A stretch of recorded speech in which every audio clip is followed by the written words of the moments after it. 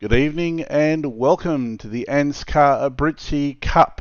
I'm JP Courier, and tonight joining me in commentary is going to be Jake Saddington. Jake, how are you, mate?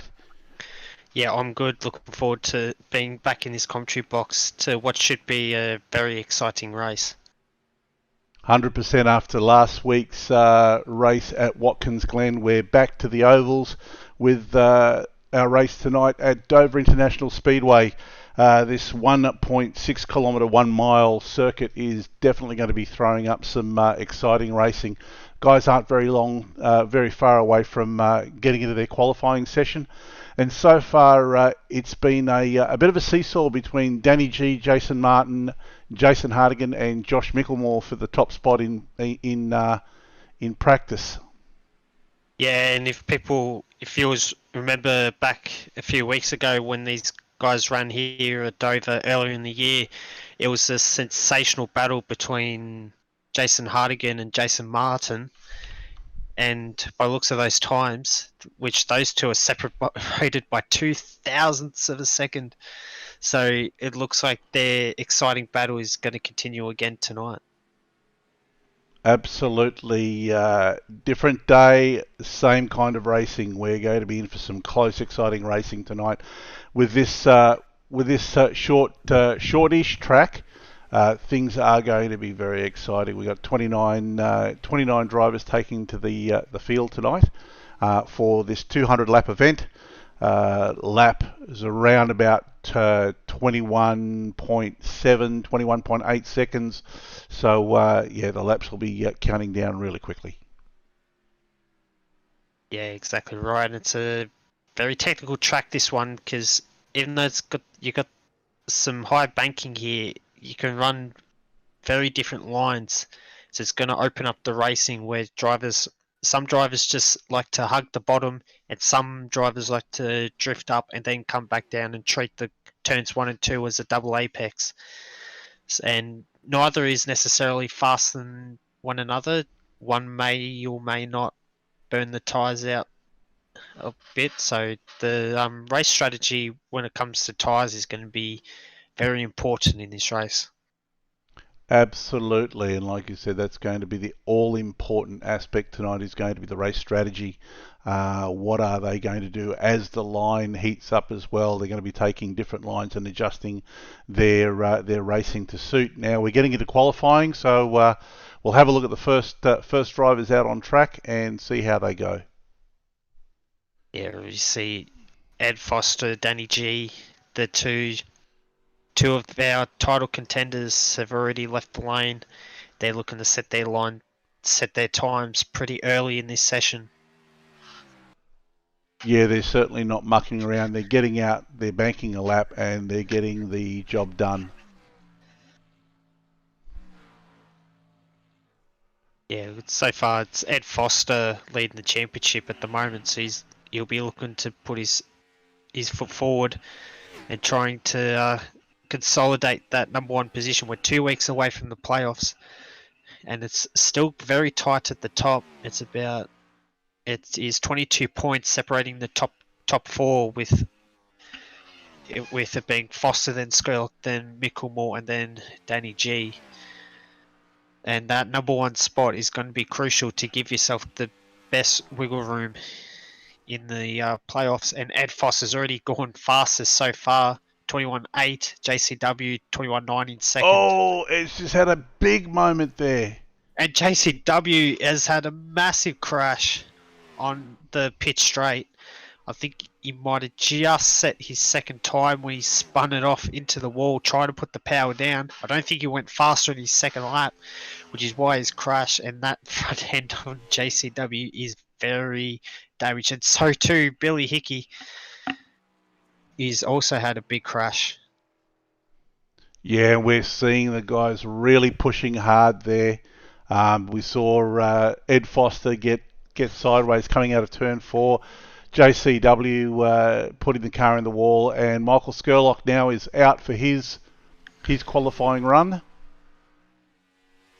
He's already done a 21.8. So far, he's in third. Jason Martin's just gone second.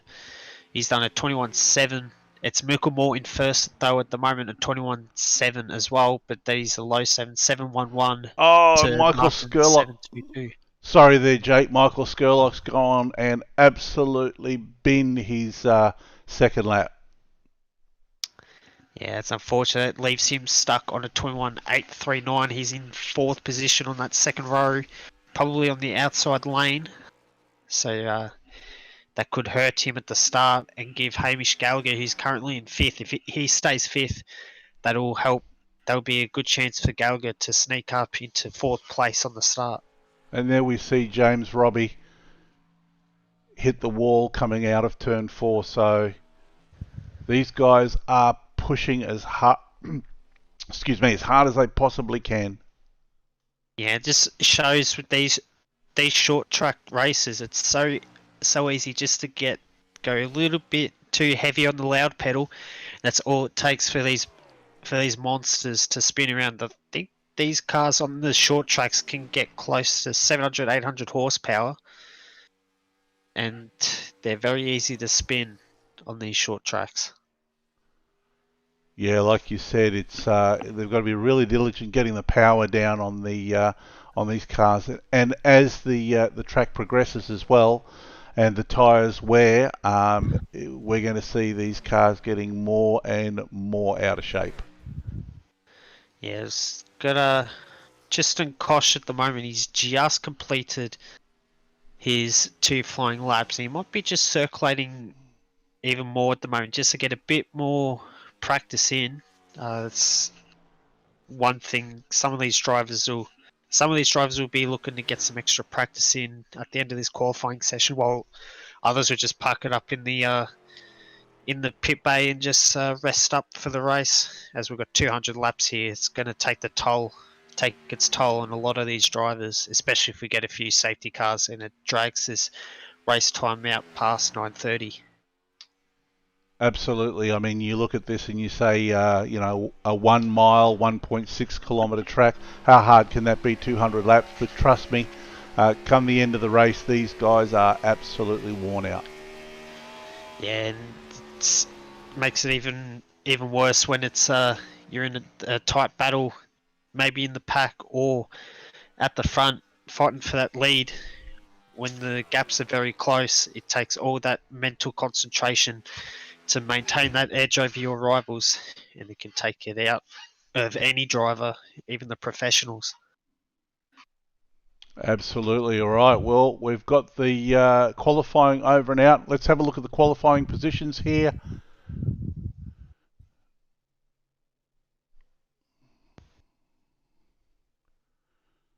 So, occupying the first spot will be Josh Micklemore, with Jason Martin in second. Third, Ed Foster.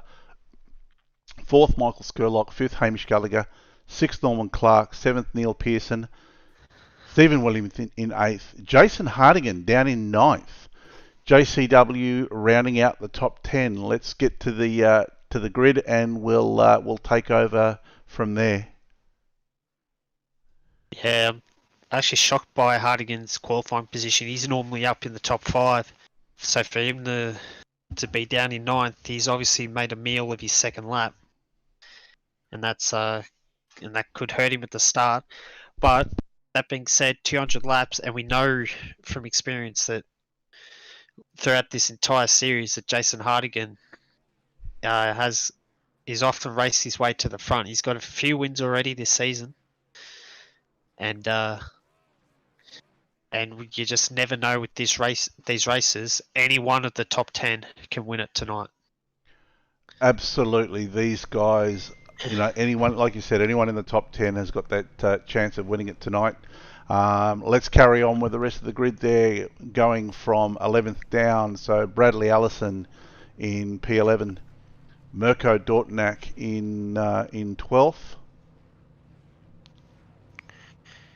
In 13th, we got Lachlan Urquhart, James Robbie in 14th, Devon Stove in 15th, Phil Otto in 16th, Adam Roswell 17th, Danny G in 18th, Brendan Bartlett in 19th, Darren Brumfield in 20th, Matt Hunter 21st, Tristan Koch in 22nd, 23rd Aidan Schultz, 24th, Raymond Yeager.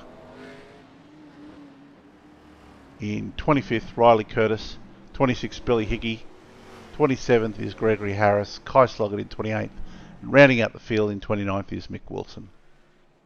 Yeah, actually, Kai Sloggett and Mick Wilson are not actually in the session at the moment, so they're actually going to miss the start. Also, driver of note is Danny G. He is way down in 18th. He was much quicker in practice than he was in his qualifying run, so he's made an absolute meal of his qualifying. Down in 18th, look to him to be one of the hard chargers in the field, and barring any incidents, he'll be the driver that will have gained the most places at the end of the race. Yeah, these guys are going to have their work cut out for them down the back of the field. Pace cars in. Green flag, green flag. Green flag, and Josh Micklemore gets a brilliant start. Jason Martin right behind him. This is exactly where these guys want to be.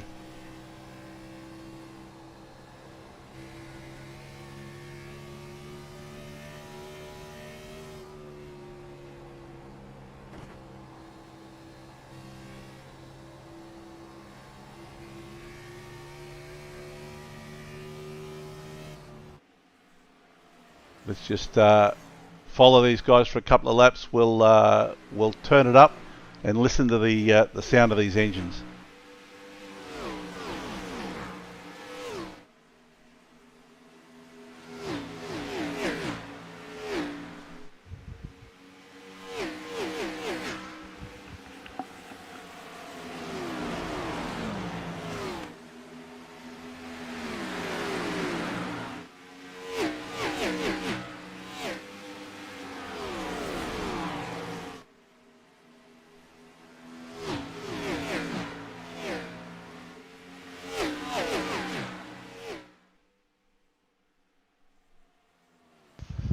Great start from these guys, with Josh Micklemore leading them off, Jason Martin and Ed Foster behind, and it looks like they're quickly starting to settle down into a bit of a rhythm. Yep, Danny G already up to 15th. Two losers at the start were two of the JP Simshed cars. Norman Clark and Jason Hardigan got massively sideways coming off a 2 on the opening lap, and they've fallen way down. Hardigan's now working his way back up. He's into 18th now after starting 9th. And Norman Clark is in 22nd, having started 6th. So those guys are the big losers so far. But it's still a long way to go. Yeah, 100%. But that's just going to make their job even harder, as we're on board with Jason Hardigan looking at Aidan Schultz there, looking to make a move, showing the nose, but has got nowhere to go at the moment. He's just going to shadow Aidan and see if he can make a move coming through here. Oh no! Aidan's blocked him off, and Hardigan's in the wall. So there's still no caution yet, so... He's managed to keep the car going. And it looks like we've got another car that's had an issue, Billy Hickey. Yeah, he just pulled over to the side of the road, so he's obviously got terminal damage and he's had to pull over and get the car towed. Still no safety car for that though, which is very, very peculiar, because normally when there's cars stationary on the circuit, that will bring out the caution. Yeah, that is unusual. That hasn't triggered the pace car, but anyway, race on. And everything seems to be copacetic here at the front of the field, with Josh Micklemore in first, Jason Martin second, Ed Foster third, Michael Skurlock fourth, Hamish Gallagher in fifth. And just a weird one, I just noticed Jason Martin the last couple of weeks, he's been slow to start the races, but once the drivers get about 6 to 10 laps into the race, that's when Martin starts to reel the front runners back in. So must be a thing of Jason Martin just being able to keep the tyres in better nick than everyone around him. Yeah, that's exactly what I was going to say. He's playing that game of nursing his tyres early on and then as everybody else starts to drop off, he just makes his move.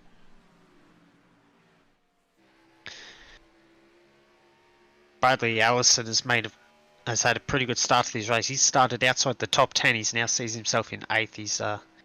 And he's not too far behind Pearson, who is in 7th. So it'll be something that Allison will be looking to try and pass and try and creep himself closer to that top 5. Yeah, absolutely. As we're on board with Michael Skurlock here, looking forward at Foster. Once again, just sitting pretty and I think biding his time and waiting for the opportunity to start to make his move. I tell you what, Gallagher is very close to the rear of Skurlock's car. So if Skurlock can't back off, he makes a mistake, Gallagher will make no hesitation in going for that overtake to get himself into the top 4. Absolutely, and Gallagher really has shown himself to be a force to be reckoned with this season in the ANZCAR Britsy Cup. Yeah, everyone's now single file now, so Looking down through the field here with JCW in 9th, just shadowing Bradley Allison there. Once again, waiting for an opportunity to maybe look at making a move, but he seems to be fairly comfortable where he is. yeah, the nature of Dover is that all the drivers are pretty similar they were pretty similar in pace in practice, especially the guys that are currently in the top 10. So it's going to be tough going for these guys to make an overtake on track. Most of the overtakes are going to be under the pit stop phases. It's going to be who can save the fuel and who can save their tyres the most. Absolutely, and we saw there at JCW make that move on Bradley Allison, but he really had to because Mirko Dortnack was catching up to him fairly quickly, and JCW just needed to create that buffer between he and Dortnack. Danny G has got himself into 12th place now. He's gained 6 places since the start already. He's certainly not mucking around. Rubbing my hands together to see where he can finish at the end of the 200 if he's already got himself into the top 12. And no arguments there by James Robbie. He's just opened the door and let Danny G through. He's definitely on a mission, definitely flying there, Danny G.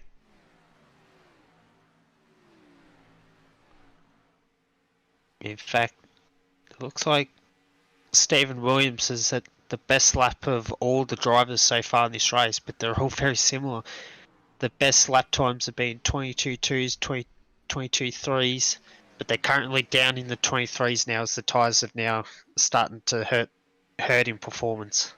Yep, and as you Martin is right up behind Mickelmore now, giving him a push. Exactly, and this is putting these guys in the box seat. They're going to draft each other and try to have a bit of a breakaway. But then again, Martin, as you said earlier on, he's nursed his tyres. His tyres are probably a little bit better now, and he's just waiting for his opportunity. Yeah, and it's good to see Mickelmore back at the front. He's struggled a bit the last few races. He's been languishing at the back of the top 10. So it's nice to see him back at the front and in contention for a race win. Early days so far, I know we're only on lap 21, 22 at the moment. But and look at this. It looks like Martin's looking down the inside, but he's sticking behind. So he's putting the pressure on his teammate. Martin might be looking to try and give Martin the lead when the timing is right. Yeah, look, these guys are all part of the same team, but there's no love lost, and they race hard.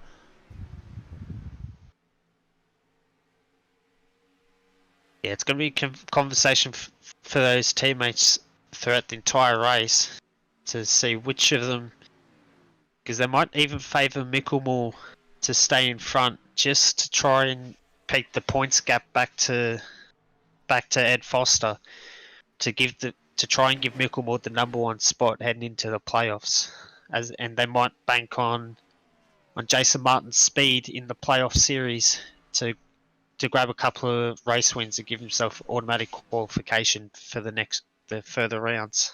Absolutely, and as you can see there, Top five, their lap times are fairly consistent.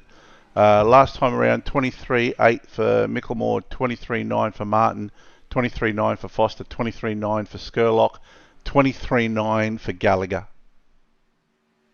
Yeah, the fastest driver in the top 10 was Pearson on that last lap, so he was able to close in a little bit, but he's 2.5 seconds back. And on a short track, that's a long way to come back from. Yeah, absolutely. Let's see if we can go down the field and see what's happening a little bit further down. We've got Phil Otto here on Devon Stowe. Having a look, just going high there, setting himself up. Oh, Devon's just clipped the wall.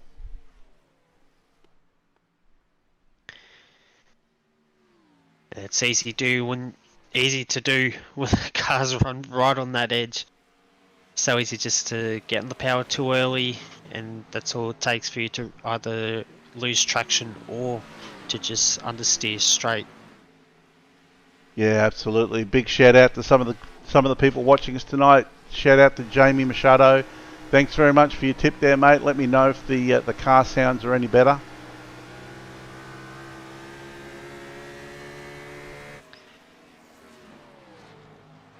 And it looks like poor Billy Hickey and Aidan Schultz have both, or Billy Hickey actually only has retired from the race already.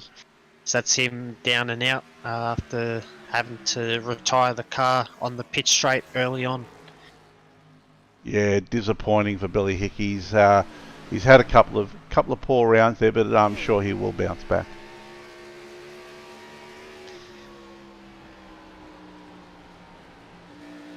And I'd say Kai Sloggett will be fuming that he hasn't been able to get into this race early. He had some good pace in practice, and it would have been interesting or would have been cool to see him fighting in the top 10, as he would have made it very interesting.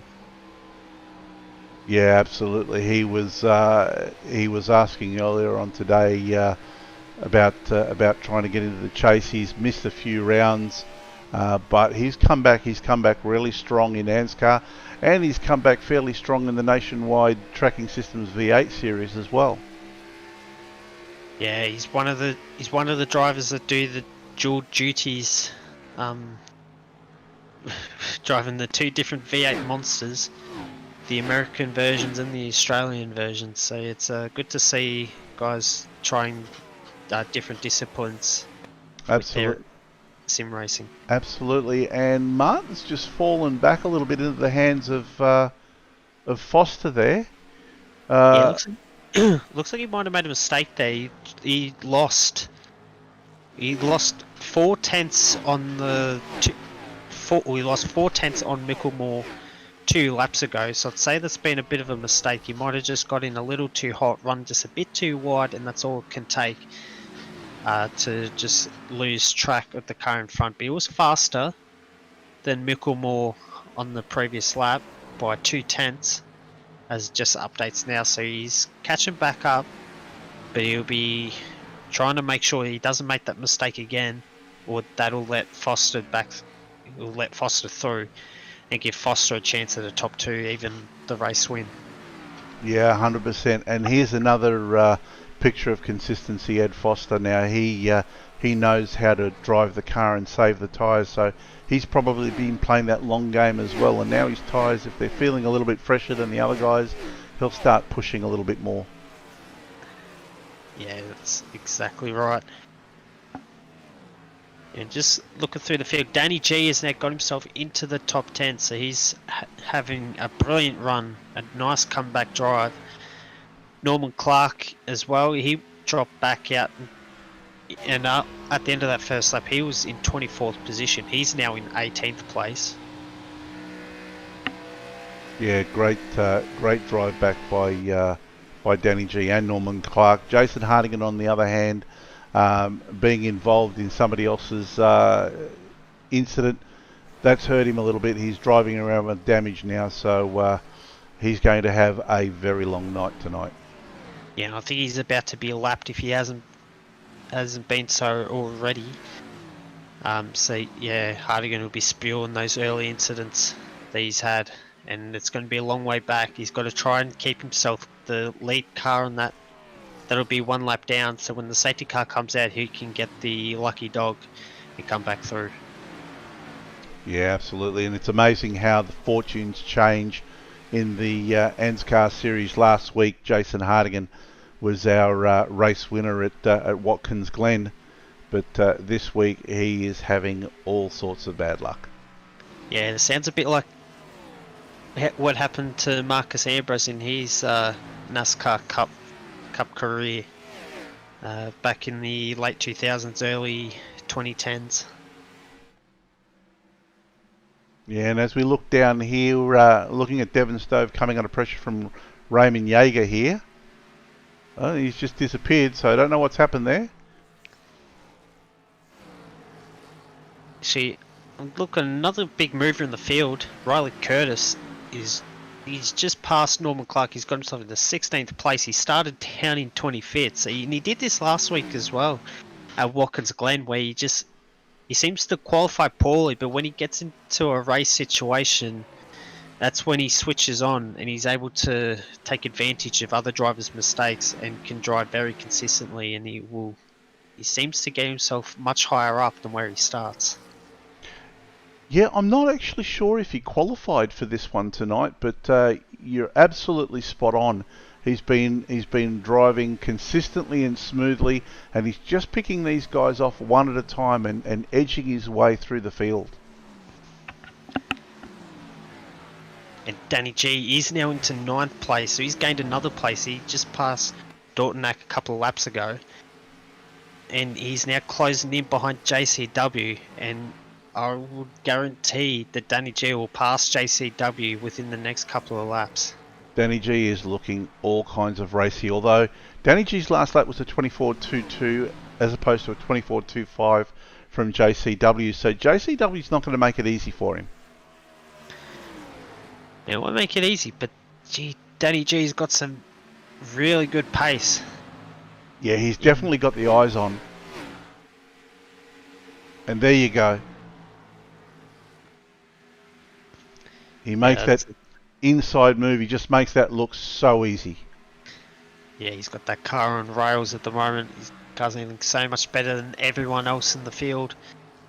And I tell you what, just watching the leaders, Jason Martin and Ed Foster have been balked by traffic that's really hurt Jason Martin and has allowed Ed Foster to close in within a couple of tenths, which is not what Jason Martin wants, and he adds that pressure, and now Martin needs to put his foot down and try and catch back up to Micklemore and increase that gap to Foster. Yeah, you can see that Martin's looking like he's starting to work a little bit harder to try to get a gap on Foster. But I've been quite surprised how tame the start has been. I thought for sure there'd be a few incidents as drivers try and jockey for position, but I guess that just shows the quality of the field, where they just know where to place the car all the time. And that's exactly right, and it is definitely the quality of the driving, quality of the field here. These guys have now been racing with each other for most of the season. They're really getting more and more comfortable with each other as every week goes by, and it really does reflect in their racing. Yeah, exactly. Danny G's now creeping up behind the back of Stephen Williams, and that could be a move that's on the cards in the next 10 laps. Didn't quite research how much these guys can travel on fuel, but you'd imagine they could be getting close to a pit stop. Yeah, look, I mean, with their lap times sort of coming down, we're at the 48 lap mark there. Yeah, we're not. You would think we're not very far away from a stop. Yeah, it's hard to say. I mean, if these guys pit onto fresh tyres now, they'll be running about 2 to 3 seconds faster than what they currently are. The tyres sort of stabilised a bit. They've been running in the 24s for the past few laps, so I think it's going to be a little bit before they drop down to the 25s. When they start getting down to 25s, 26s, then that's the point where they'll be definitely looking to try and make a pit stop. Yeah, absolutely. But as it stands, look here. Jason Martin has been able to get in front of Micklemore, and I don't know what's happened there. Micklemore must have had a moment because he's fallen right into the hands of Foster. Yeah, he might have had a bit of an incident with some lapped traffic. Not quite sure what has happened there. And that's the thing with the stock car racing is the lap traffic does not have to get out of your way. It's game on for them, and Foster is now making a move on Micklemore. Actually, maybe Micklemore's tyres have dropped off. I mean, Ed Foster's just passed really easily on Micklemore, and now Skurlock could be fancying his chances. There's a car in the wall.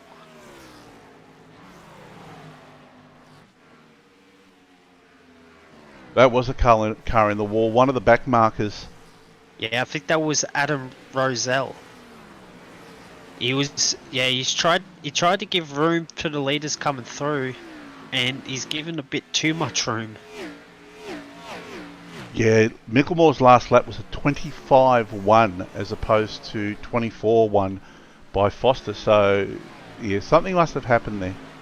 And like you said, maybe he fell into the hands of some lap traffic. He might have just nudged a wall or something and upset the aero balance of the car. Not entirely sure what's going on, but I tell you what, Michael Skurlock is going to be fancying his chances. In fact, Skurlock, I don't know what's happened to these two guys, because Neil Pearson has absolutely flied past the pair of them a couple of laps ago, because it's Pearson in third, when I was expecting it to be Michael Skurlock that would overtake Micklemore for third. Yeah, that's a really interesting turn of event. Pearson with a 24-1 the last lap, so he's not that much faster, but fast enough to be able to get around those guys. And Skurlock now is looking to make a move on Micklemore and gets the job done. Yeah, that's been waiting to happen for about 5 to 10 laps now. Micklemore is really dropping off, and I reckon his tyres have gone past it, and he'll be He wants a pace car now, so that he can come in and get a free pit stop. Yeah. Once you pit around here, the lap is so short that you can lose 1 or 2 laps easy under green flag running. And if you get on the wrong side of the caution, then that's going to hurt you big time. Absolutely, yeah. Like you said, he's going to be looking for a caution. Otherwise, we might be seeing Micklemore blink first. Yeah, but it's also one of the things where if you're JCW, Dortnack or Coejo, just might be worth just pitting now. You might be chancing you being caught out by a pace car, but the benefit could be that you could leapfrog the guys in front, and that could be a potential race-winning move. Absolutely. Well, from where they are, they really don't have much to lose, and sometimes it's worth rolling the dice and taking that kind of a chance. Yeah, exactly. I know a lot of drivers that would sell their own grandmas to get a race win. So it's got to be something that these guys consider. There's a green car pulling off. I didn't quite see what number that was. I think we're looking at Bradley Allison there going into the pits. Yep, Bradley Allison is in the pits now. Yeah, so he's the second car a lap down. So either he's got damage or he's doing what we've been saying. Well, he's coming to pit now, get some fresh tyres, and he might be able to leapfrog a few of the drivers that he's racing for position. Absolutely. But he's got to hope that there's no pace car for another 50 laps.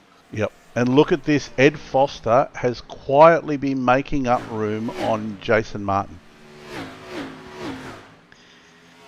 Yeah, those guys, for this entire race, they were running similar lap times. And they seem to drive the circuit the same way. I remember that being the case last time out when they raced early in the year at Dover.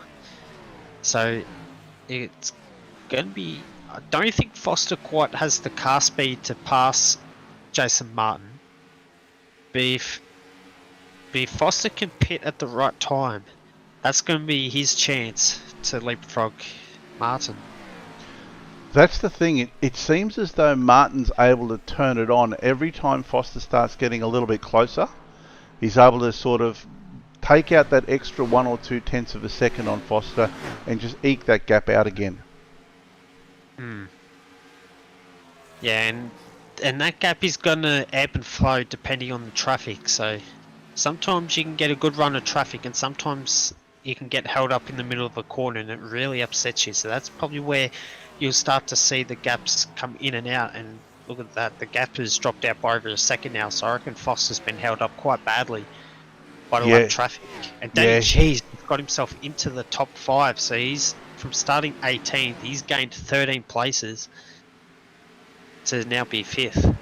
Yeah, Danny G's really on a charge, and we saw Ed Foster there open the door for one of the lap cars that had pitted with fresh tyres just to let him go past, and that's obviously slowed him down a little bit. Yeah, exactly. So that would have been Allison, I guess. He's dropped 3 laps with that pit stop. But you'll expect him to claw it back. There's a few guys at the back that have spun out. Skurlock is slow. And he's yellow flags out. And that's exactly what Bradley Allison did not want. Michael Skurlock. We've got to see what happened with him. Let's see what happened here. But and he's all on his own. Loose and slow at turn 2. Just took the high line there and maybe got out on the, maybe got out on the marbles and that was all it needed. Just watching him here, it looks like... Yeah, he got out in the grey. There's no grip out there because all the cars run low. So he's been the Mr. Courteous driver and it's come to hurt him. He has managed to keep it off the wall. And no one was able to hit him, so that's lucky for Skurlock. Absolutely, and now we see Martin and Foster in the pits. So this is going to be the real race here. Yeah, Phil Otto is the man who will get the lucky dog. He's the first car 1 lap down.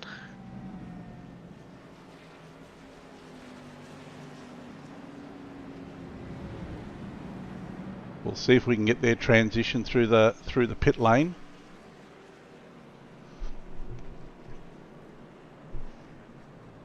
Greetings to all of our viewers. Alex, how you going, mate? Great to see you viewing.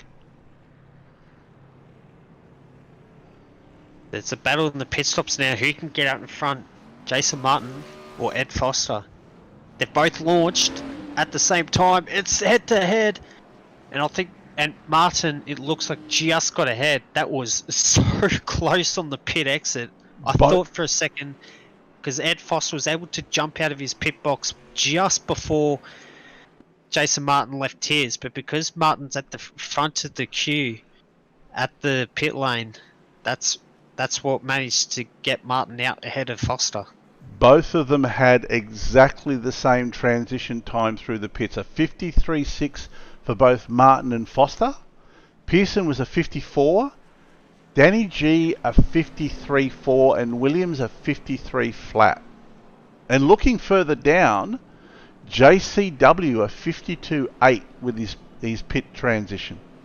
Yeah, he's jumped about 3 or 4 places.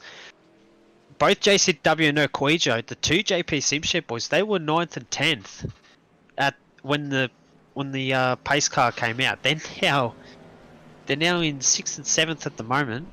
Looks like it's updated with Stephen Williams they's just jumped ahead of him. But they've done a brilliant job in the pit stops to be able to optimise that and get themselves into a good position. Absolutely. Yeah, and Skurlock is now come out of the pits in 10th, so he's got a brand new car. He'll be very racy when the pace car comes back in. Yeah, and look at this, Danny G in 4th. It's made up 14 spots, and you know he's going to be absolutely gunning for these guys at the restart.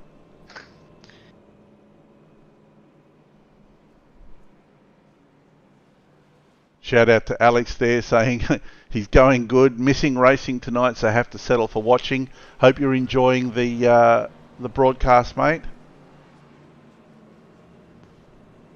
Now, I'm very interested to see if Hardigan, Curtis and Norman Clark were able to get their lap back.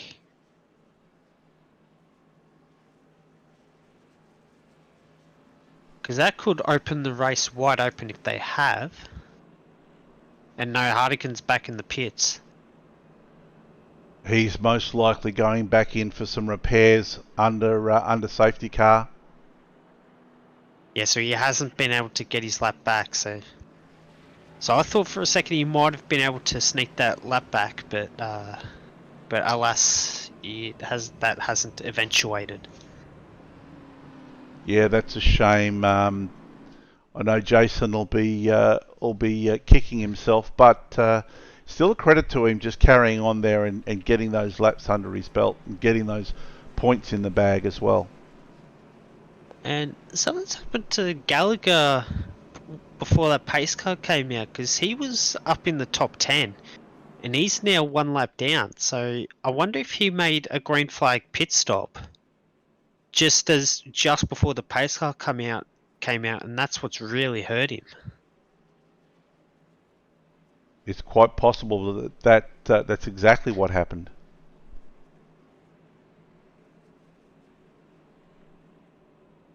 Because there's a couple of cars in front. Okay, there's a Brumfield. So yeah, cars have been left through now. So that's Brumfield and Gallagher have been waved around. So they might be able to get themselves back on that lead lap. Which they'll be stoked about. And we'll see Norman Clark there. He'll be able to get himself back on the lead lap as well.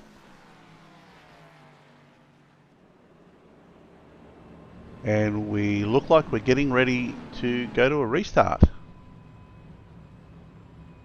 Yep, they're fouled up 2 by 2. Oh, someone hit the wall there. One of the blue cars at the back of the field came around, exited turn 2 very hot and has hit the wall big time. So he's going to have a lot of damage on that car. I'll try to see who that was. Now we know that... It's 91 of Darren Brumfield. He's in 21st at the place. At the moment, he got way too eager, keen to catch the back of the queue, and he's hit the wall quite heavily. And there we go. Jason Martin gets a great start again. Ed Foster does fairly well. Neil Pearson is coming under attack by Danny G on the high side. I don't know if that's going to work. Danny G slots in behind Pearson now. And it's business as usual with Martin taking a good start there and breaking out a little bit of a lead straight at the beginning. Yeah, Martin really loves his place, he must do, because he does really well, especially on these restarts. And he's already pulled out to almost a half a second lead already. But Foster will be able to close that up. They both, Martin and Foster, seem to be quite even. Maybe a slight edge to Martin. And Danny G behind Pearson will be looking to get through and try and put some pressure on Foster. Well, all of these guys know that they're not going to be able to possibly run their normal game plan. They're going to have to run at least 9/10 because Pearson's going to be gunning for Foster. Danny G is definitely all over Pearson, and Foster's not going to want to let Jason Martin get too much of a lead.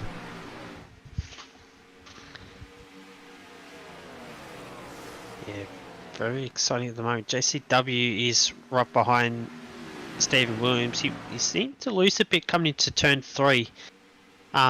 Starting to steady out throughout the field. Pearson's getting close to Foster, but I think it's going to be single file for a while to come in the top 5. Yeah, I'm kind of thinking these guys are going to maybe hold station for a little while, let things start to equalise, and then start to push once they see the driver in front of them maybe sort of make a mistake or two, or if they feel that their tyres are starting to go off a little early. Yeah, exactly. It's hard to see whether these guys will be able to make it to the end from here. It could be interesting where I'm not quite sure where they were in fuel terms when they pitted. So they may need another stop, or if some drivers are very light on the throttle, they might be able to save enough fuel to get to the end from here, but I don't think that's going to be a viable option because you'll lose too much time.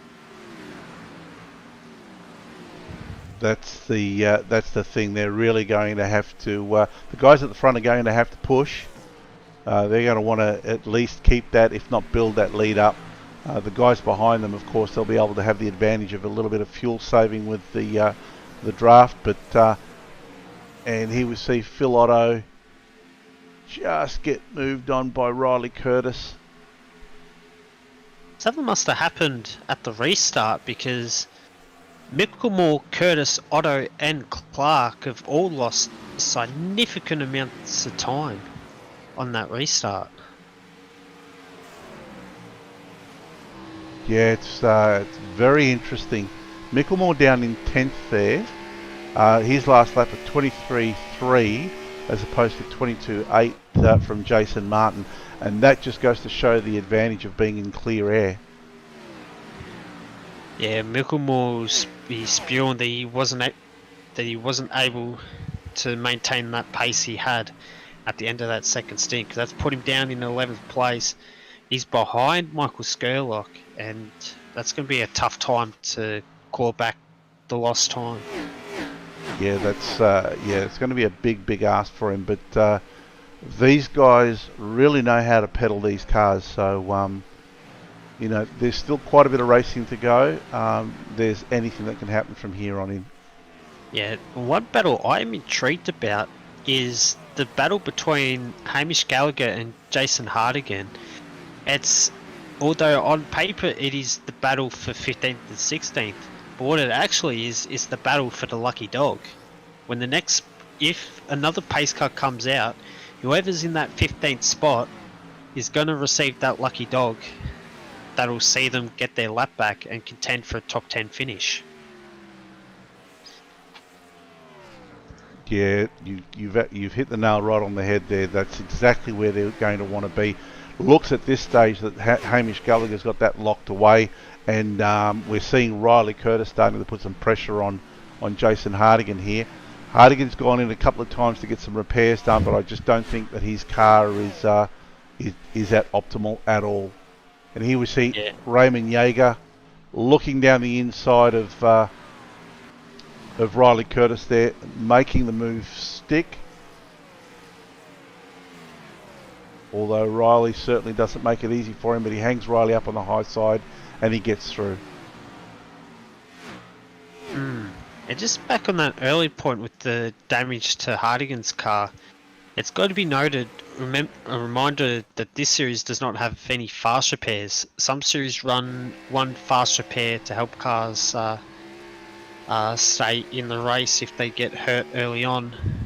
But this series, there are no fast repairs, so it's up to the drivers to make sure that you stay clean and don't hit anything. Because as soon as you hit anything, especially these cup cars where you may not think it, but they are aero dependent, and as soon as you damage the aero on the car, that's where your race is essentially over, and it's a battle for the entire race just to get the thing home. 100% Jake. I mean, with these sorts of cars, even 2/10 of a second, if you're losing 2/10 of a second a lap on a lap that takes 21 seconds, by the end of the race, you are going to be hurting. It's going to see you down the back of the field. And we're watching here Neil Pearson having a look on Ed Foster and making that move easy on Foster. I'm just wondering whether Foster's just nursing his tyres and waiting to make that move again. Yeah, that could be the case. We saw that in the first stint where it was Micklemore that Foster was able to let lead, and then at the end of that stint, that's where Foster and Jason Martin made their big gains. Yeah, and it takes a lot of discipline when you've got guys as fast as Martin Pearson and Danny G around you to sort of maintain those laps and keep your tyres and try to get have that extra edge when the time comes further on into the stint. Yeah, and that's why, well, that's exactly why Ed Foster is leader at the points at the moment, just by being the most consistent driver in the field. I mean, Jason Martin's won a lot of races, but he's down in 5th in the points because he's had those bad races, and that can hurt you in a championship run.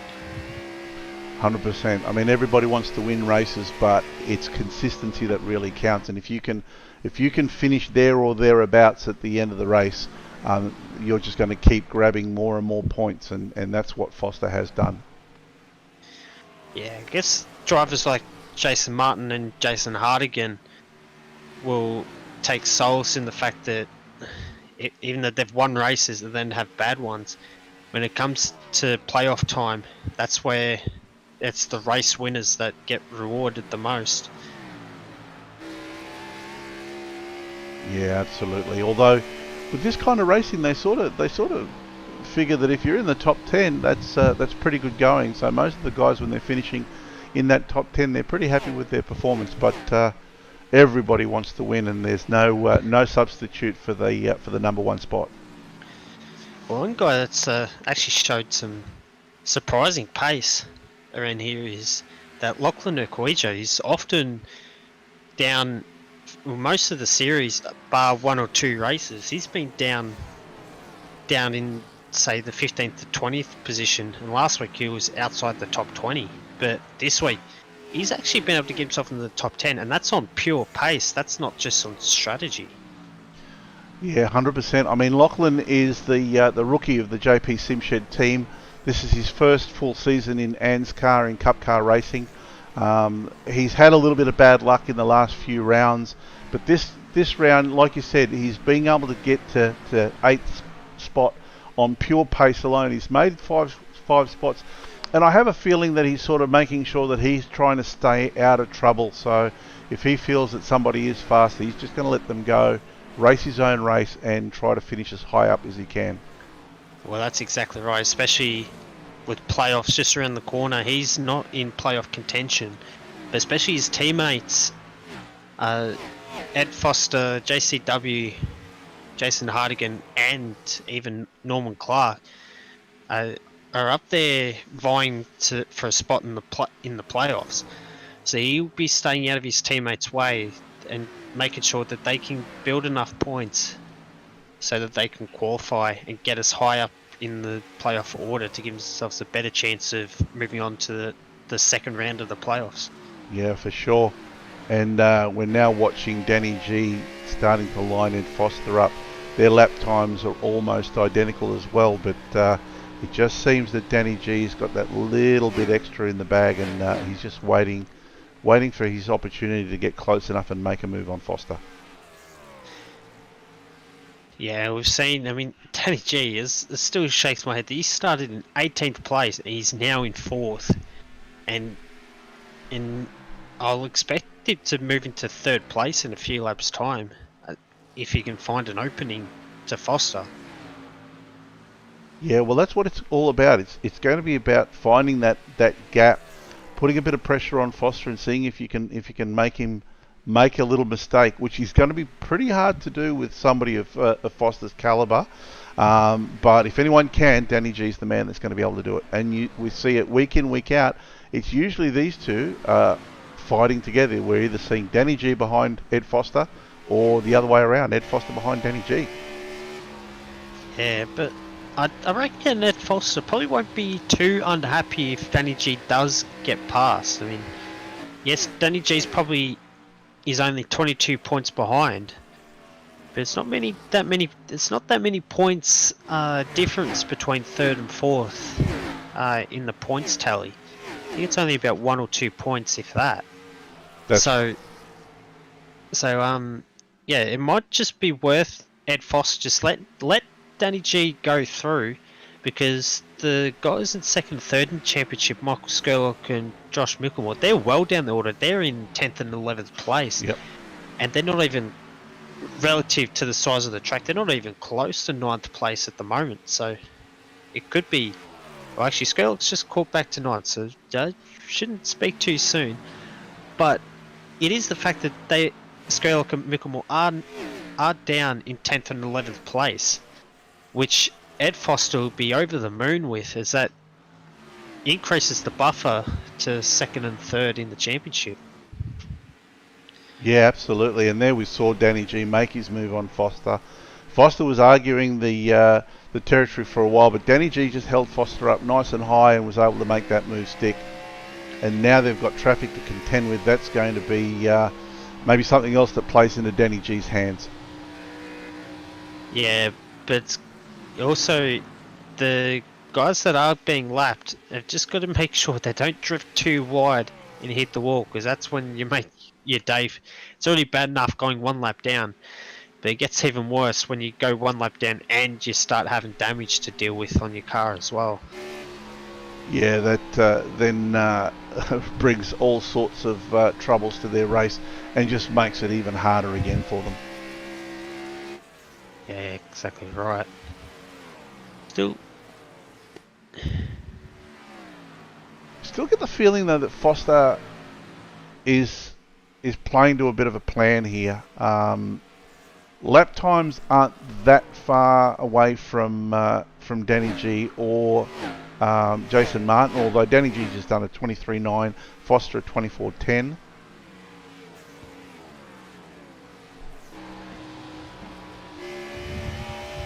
Yes, he was the slowest car of the top four, but yeah, he'll just be looking to just pound the laps out. He's got a gap to fifth place, Stephen Williams. Stephen Williams is actually doing a brilliant job this race. He started in 8th, he's now in 5th. He's gained places, especially with Josh Micklemore, Jason Hardigan, and Hamish Gallagher all striking trouble outside the top 10, and Michael Skurlock as well. So he's taken advantage of those guys' woes to get himself in the top 5, which he'll see as a confidence booster heading into playoff time. Absolutely, and we're sitting here with James Robbie looking back towards Michael Skurlock in 11th place, just shadowing James Robbie, waiting for an opportunity to maybe make a move as well. Yeah, just wondering if Skurlock does have a bit of damage, because he hasn't made the progress that we sort of expected. We saw him go wide and have a spin, but it didn't look like he hit anything, so I'm a bit surprised that he hasn't been able to make the moves like what Danny G has been able to do this race. Michael Skurlock's a little bit of a late bloomer sometimes. You'll see him sort of languishing and you'll almost cat him out, and then with 20 or 30 laps to go, all of a sudden he'll start to take off and make grounds. Yeah, and of course Skurlock had a brilliant run at Watkins Glen last week, so he would have carried a lot of confidence into tonight's racing. But I get the feeling that his confidence might have just waned a little bit during this race. He just hasn't seemed to just quite be on it as well as he was last week. Yeah, maybe this track just isn't in his comfort zone, and that incident that he had might have put him off, and he's decided to play the safe game. Yeah, exactly. He's second in the points, so he doesn't want to look. He doesn't want to drop out of the top four. Although you'll be getting close now with Danny G starting to creep up towards the win. Danny G probably may miss out on bonus points unless he can sneak a run at the head of the field come the end of the race. Now, this also could be part of the Mitch Motorsport plan. I know that these guys race for their own wins, but they, with Danny G's pace, if he can get past Neil Pearson, they might move him to the head of the field to consolidate some points for him and get all of these guys in a great position for the playoffs. Yeah, and that would be why probably that Micklemore held the lead for so long, just to try and give him at least a good shot at getting the points for most laps led. Although with his pace falling off as it did, that's probably going to give those bonus points to Jason Martin. Now we're on board with Steve Williams here. JCW is catching up to him. Last lap, Williams did a 24.1, 24.2 for JCW. But it does seem that JCW just looks a little bit more settled there. Yeah, it just would be a bit more experience for JCW when it comes to the oval side. Maybe for Stephen Williams, I'm not quite sure on the history of Stephen Williams. But it could just be JCW being more consistent than Williams. So, although the pace may, even though Williams might be able to stretch it out over 2 laps, he might just make a critical mistake that lets JCW claw back up. 100%. And here we see Danny G on the back of Neil Pearson's.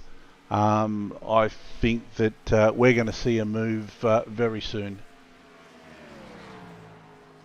Yeah, Danny G's car's been, he's been quite comfortably the fastest car over a race stint.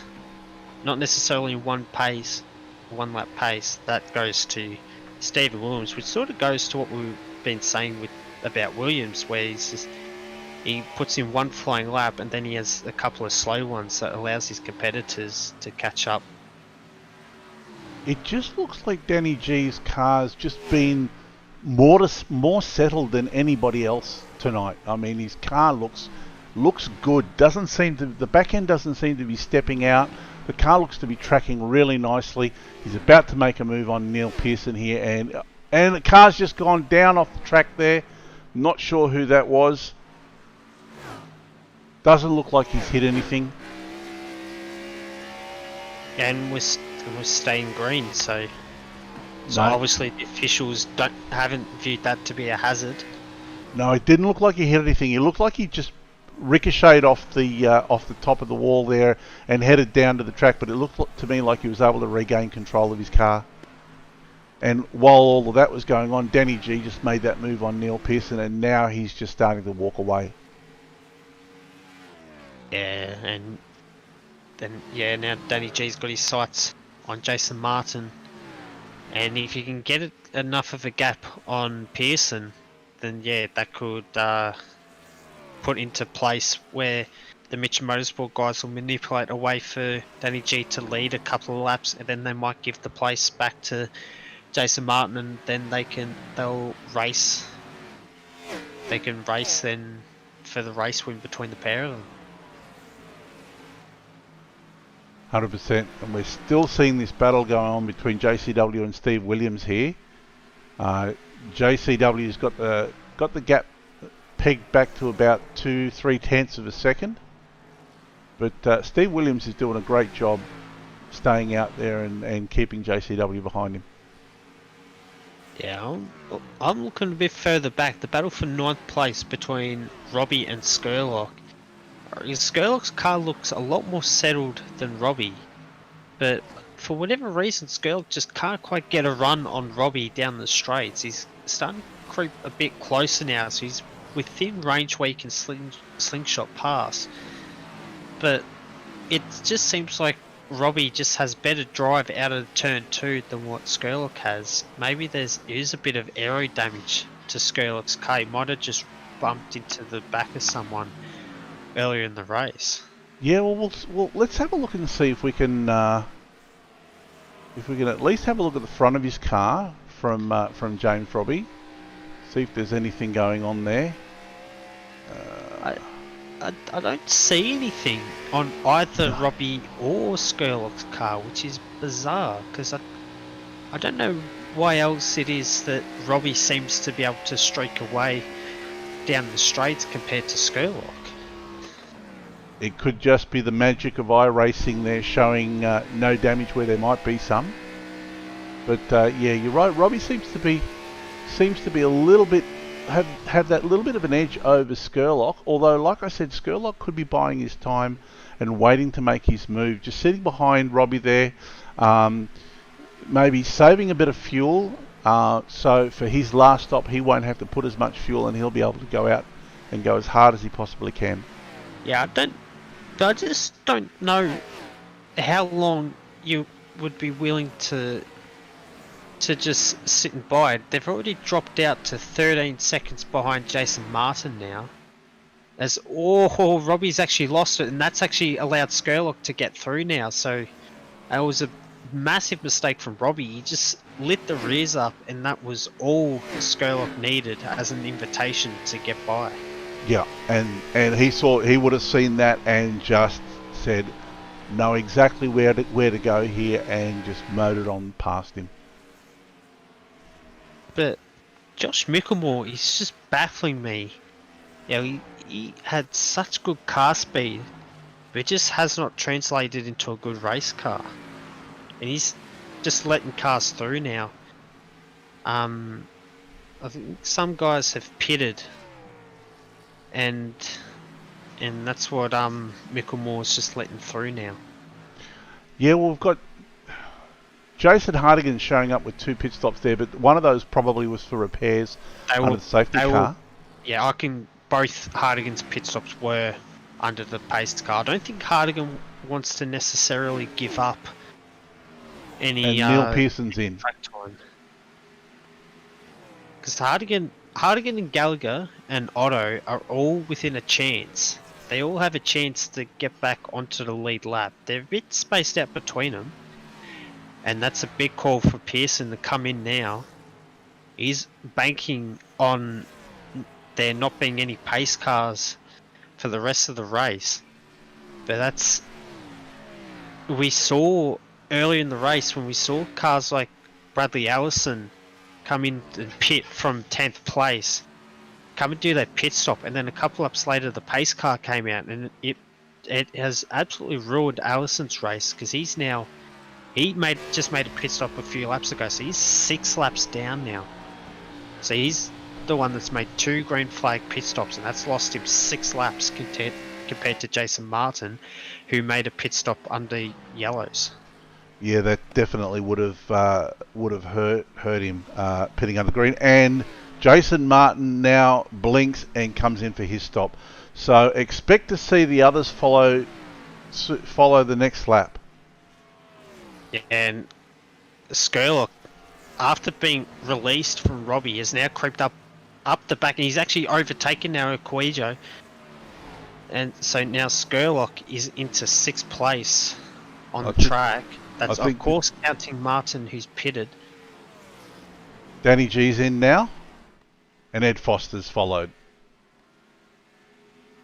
So Skurlock was the fastest driver on that previous lap, and that might have been the strategy call that Skurlock is playing, where he was just conserving the fuel and tyres to give himself a better chance that if a pace car comes out now, Skurlock is in the best position to get a result out of it. He really is, but it's a kind of a catch-22 when you've got these guys these front runners that have pitted, they're going to be coming out on fresh rubber, so they're going to set some blistering times for the next few laps. Do you stay out and hope for a safety car, or do you cover them off and then use your pace to get through the traffic and maybe try to get up to these guys? Yeah, well, that's the thing where with the guys that are staying out, they're desperate for a pace car before they run out of fuel in the tank. 100%. And Skurlock now is going to be held up by traffic. Yeah, he's trying to put the foot down now, and he wants to get by these cars in front and try and give himself a good chance to. He wants to get in front of these guys and lead the field, so that when the pace car does, if it comes out, Skurlock is in the best position to lead the field for the final round of pit stops. Absolutely. And you saw their JCW coming out of the pits, and just with those that fresh rubber was just able to walk away from these guys and just open up a gap straight away. And now we've got Lachlan that's come out of the pits, and he's doing the same thing. He's just monstering Skurlock, and he is gone. So yeah, but those guys are still one lap down, so they've got to do that again to get their lap back. Skurlock could be hanging on for dear life, and he's hoping for a pace car. That, by the looks of the way the race is run, it doesn't look like the pace car is going to come. Well, this is usually the time if we're going to see a pace car. It's around about this time of the race where people start getting mistakes. They start getting close to pit stops. Their cars are starting to get really loose, and we've got a crash right on cue. And it looks like that was Riley Curtis, I think. Yeah, he's facing backwards on the backstretch. He's got massive damage to the right rear. He spun right. Good thing the safety car, the pace car, is cars can drive through it. Otherwise, there would have been an almighty crash between Curtis and the safety car.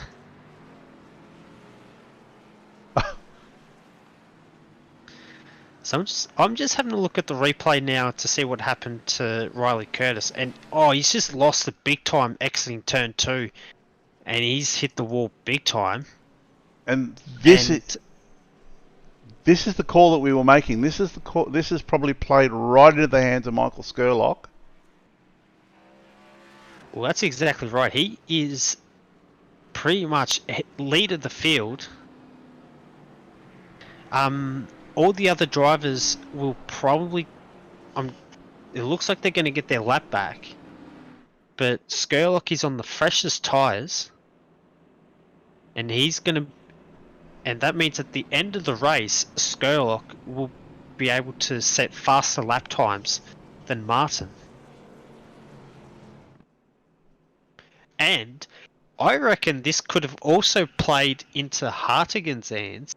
Because when they crossed the control line, Hartigan is ahead of Martin, which means Hartigan will pit under the yellow, and he'll be on the same lap as Jason Martin. Yeah, this is definitely going to work in their favour. Yeah, same with Bartlett as well. He'll be able to get a lap back. I think Bartlett is down. He's down in 19th, so he's one lap behind the leaders. But he's one out compared to the likes of Allison and Brumfield and Kosh. And that's Gallagher in the pits as well. Gallagher's got massive damage to the right rear. He's hit the wall. He's either been hit the wall or been hit by a driver quite severely. And this is the turning fortune of racing, folks. Gallagher was looking so strong, and now he's in with damage. Same as Riley Curtis was looking really strong, and that spin has just cost him big time. Yeah, see, I've just looked at Hardigan's car. He's got front left damage that he sustained early in the race. So that's what's hurting his speed. Gallagher's speed is going to be hurt by that right rear damage. So all the cars that are in the pit seem to have some bits of damage here and there. I'm just going to see. I think Hardigan's going to be able to stay on the same lap as Jason Martin.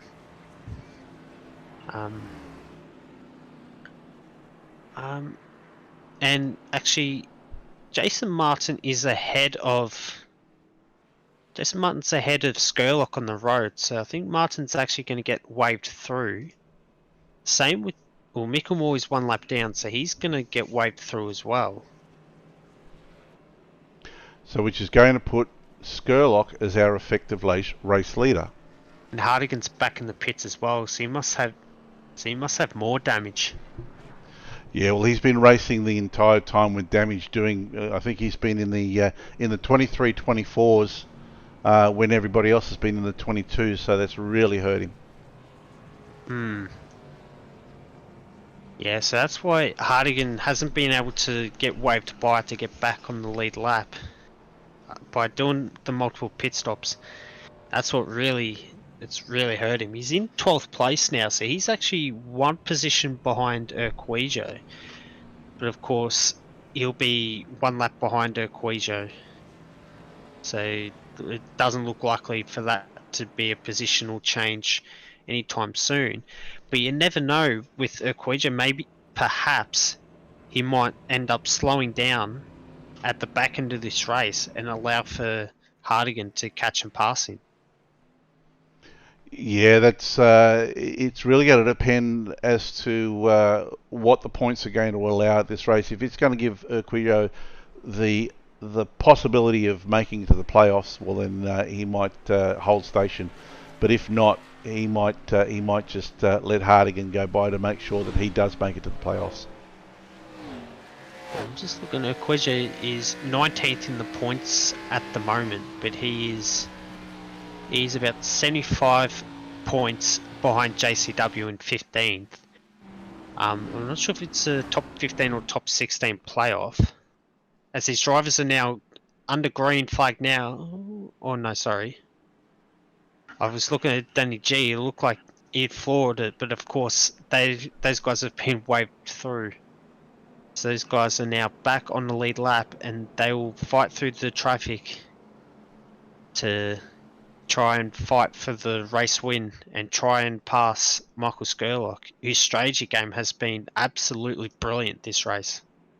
Yeah, he's just found himself at the right place at the right time, made the perfect call to stay out, and that's given him a brilliant buffer on everyone else, and he starts the race. And I think we're going to see Michael Skurlock now pushing as hard as he can to just get that buffer between himself. And at the moment, it's showing Hamish Gallagher in second. But yeah, well, that's exactly right. Gallagher, because Gallagher stayed out long. Same with Hardigan. That's why I was expecting Hardigan to get his lap back. But of course, Hardigan came back into the pits to repair damage, which is why Hardigan is back one lap down. So this has really played into Hamish Gallagher's hands, and he'll be pushing hard as well. And have a look at this. Michael Skurlock has checked out with a 4.4 second lead. Yeah, but don't forget with Hamish Gallagher too that he had right rear damage. It looks like it's been fixed for the most part. The panel beaters have been at that rear wing, but it is still got a bit of a bend to it, so he's going to be hurt for the straight line speed. Jason Martin's got a couple of back markers between him and Gallagher, but as soon as Martin's able to clear those back markers, which are Rousel, Hartigan and Jaeger, then that'll allow Martin to close up and most likely pass Gallagher. Well, Gallagher's last lap wasn't too bad at 22.41 as opposed to Skurlock with a 22.48. Well, let's see here. 22.36. So I think Gallagher's okay. Yeah, so the panel beaters, well, the mechanics have actually been able to do a brilliant job with the hammers just to flatten out that rear wing as much as they can. Buff Absolutely. out that rear bumper, and has got that car back to being brilliantly aero-wise. Got those tin snips out and managed to straighten out those bent panels. But although nowadays they're carbon fibre panels, I think. But still, Gallagher's on a charge. Last lap they're a 22.3. Martin's a 22.6. Danny G at 22.9. So these guys at the front are trying to open up as big a gap as they can. Although Michael Skurlock did a 22.8. So of the lead runners at the moment, Hamish Gallagher is the one with the pace. Yeah, I think Skurlock is just managing the pace. He's got a 3-second gap to Gallagher. Gallagher is going flat out. He's cleared the traffic and he's gone.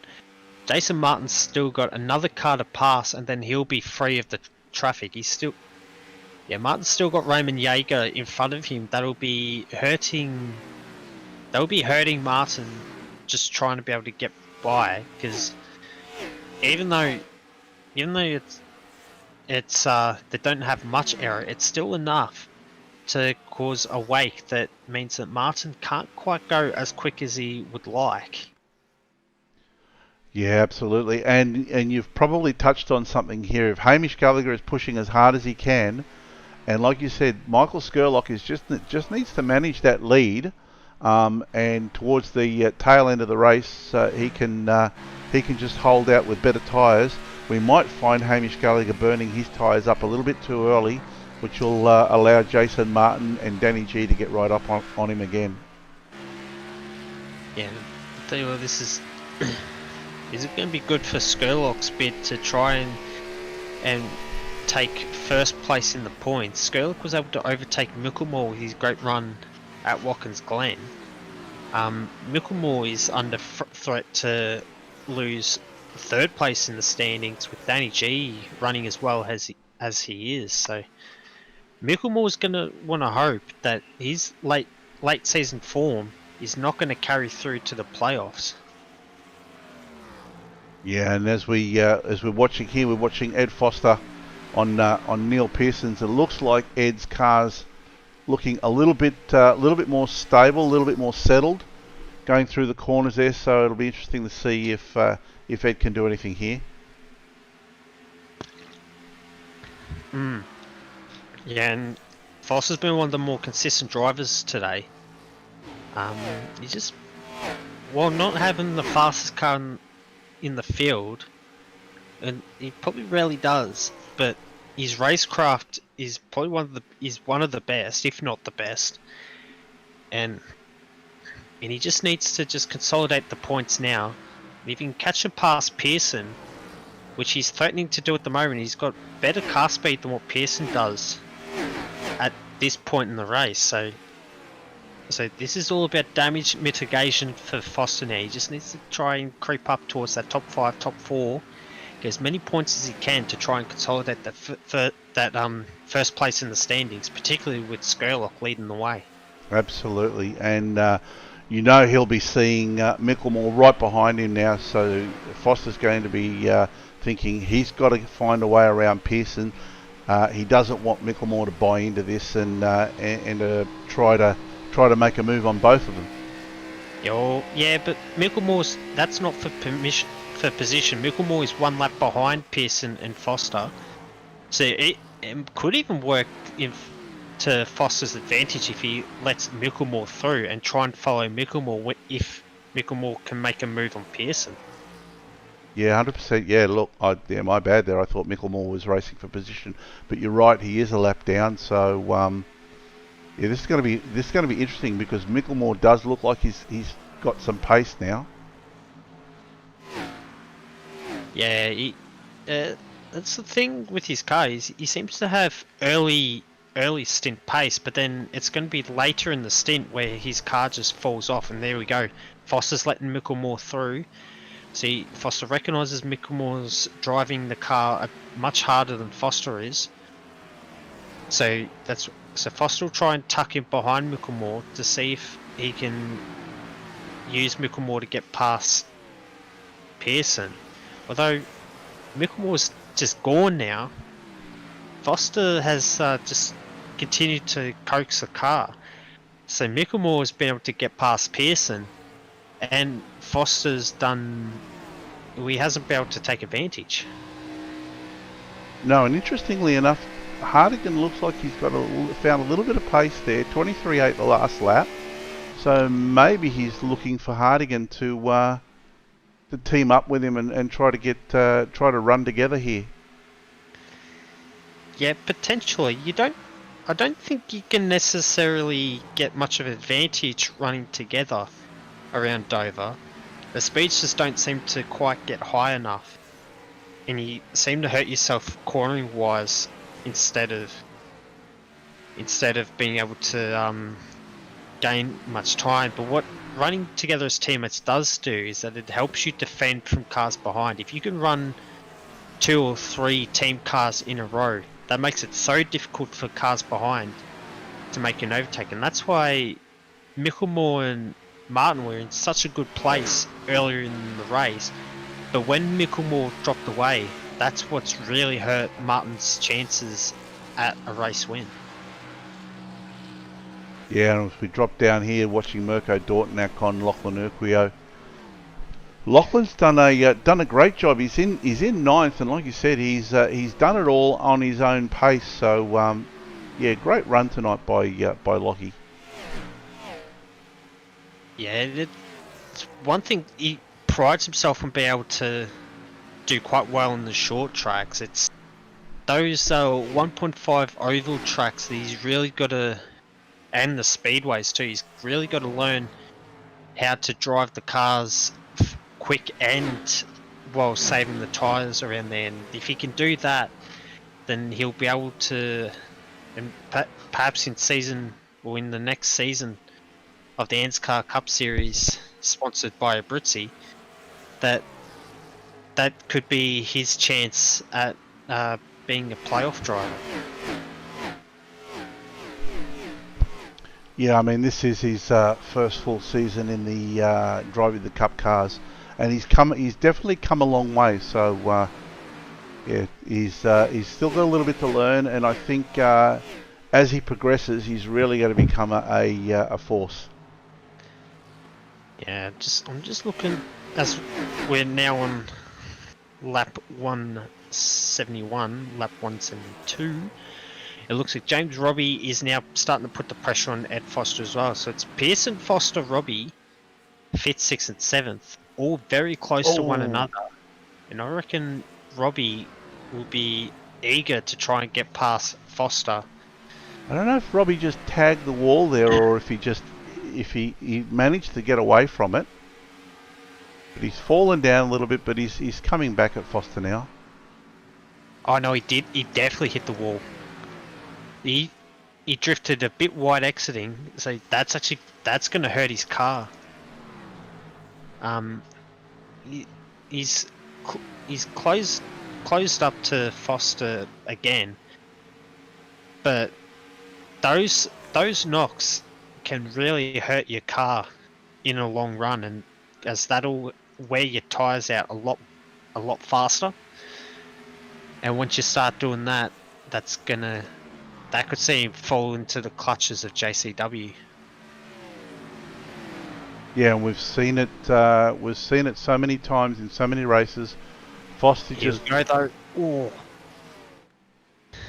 Foster runs his own plan, and really has the discipline to let the guys go past and then pick them off one by one as his tyres are much fresher than theirs come the end of the race.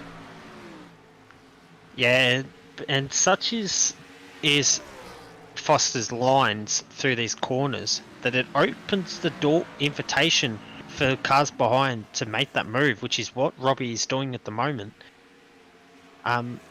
It's running side by side for a few corners now, so Robbie's not quite got that consistency that Foster has. Foster will be getting annoyed at this. He wants Robbie to just get by, but Robbie just can't quite get that. He doesn't quite have the throttle control that the front running guys have, and so it takes Robbie a lot longer to make the overtake than what it would have done for Foster. Yep, and what this has done is it's basically held Foster up because it's held him up on the high side, and it's really given a bit of a free kick to Neil Pearson here. Yeah, exactly right. That's given Pearson a 1 second lead that these guys should be able to close back up, but it's not something you want when you're trying to conserve your tyres. And we can see now that Michael Skurlock is just started to eke away from Hamish Gallagher. He's got that lead out to 4.3 seconds again. Last lap for Michael Skurlock was a 23.9, whereas Hamish Gallagher was a 24 flat with a 23.9 by Jason Martin. Yeah, and that's what that saving that tyres at the start of that stint was all about. Was we saw it drop to under 3 seconds, but that is just due to Skurlock being much easier on the car, which is going to start paying dividends further down, because of course Skurlock pitted a couple of laps after Jason Martin did, so he's got fresher tyres and he's been able to run the car much easier. So barring any more incidents, it could be Skurlock winning the race. Yeah, it's looking rather promising at the moment, but still got a fair bit of racing to go. And once again, this, with these last few laps to go, this is where some of the guys start to pull out all the stops, so to speak, and really start to go 10 tenths, and things can get unstuck for them. Yeah, and Robbie's now he's cleared Foster. He's now close right up to Pearson. He's looking very racy. They're still got just under 20 laps to go. They're on lap 182, lap 183. So that's what's allowing. Oh my! James Robbie has almost got cleaned up by Tristan Koch exiting turn 4. Robbie was looking to make a move for 5th place on Pearson, but Something's happened with Robbie. Pushed his way through, and he slowed right down. Yeah, you must have hit that wall again. In fact, I did miss that last bit. I saw Robbie he moved out wide because Koch forced the issue. He's hit the wall again. That's the same spot he did a few laps ago. He must have got a meatball flag from that, which is why he's had to come into the pits. So that is very unfortunate for James Robbie, and that's probably what you get for being way too courteous to other drivers. Sometimes you just got to place the car where the car behind says, well, you can force the issue, and if you spin, it takes both of us out. But if I give you the spot, it's just only going to take me out.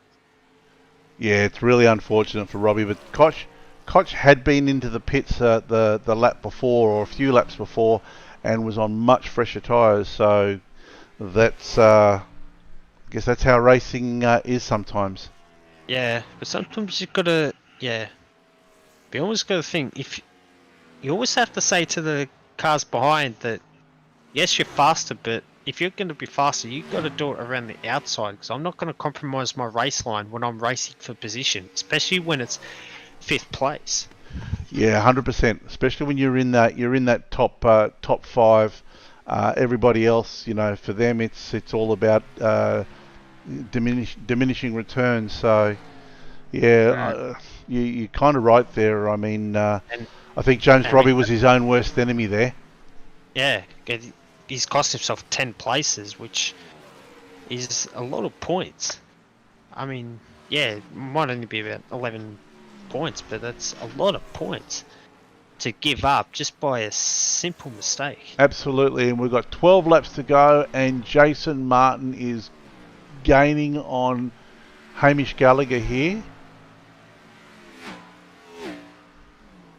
Last lap for Jason Martin was a 24.15. Hamish Gallagher 24.3. So this is going to be really interesting. This race for second.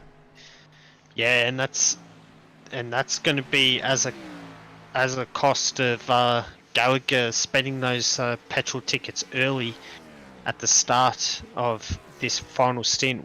When the pace car first pulled in, Gallagher pushed so hard to try and close the gap to Skurlock. He closed it into within, I think it was within 2 or 3 seconds it got to, but just pushing that hard that early, way too quick, is all it's taken now. He's burnt the tyres off, and Martin has got the massive advantage at the moment. Yeah, and you can see, I mean, he's now down to about just over 0.2 of a second, and he is, there's not much that Gallagher's going to be able to do. I think it's pretty much over and out for him. Yeah, but there's a bit of a gap back between Martin and Danny G. Gallagher's just got to hope he's got enough laps under the belt to where Danny G can't quite catch him. Yeah, and this is a smart move by Gallagher. Rather than holding both of them up and trying to hold Jason Martin out, he's taken the high line, let Jason Martin go, and he's hoping, like you said, that they've got enough laps that he can hold Danny G off. Yeah, but Danny G's closing rapidly.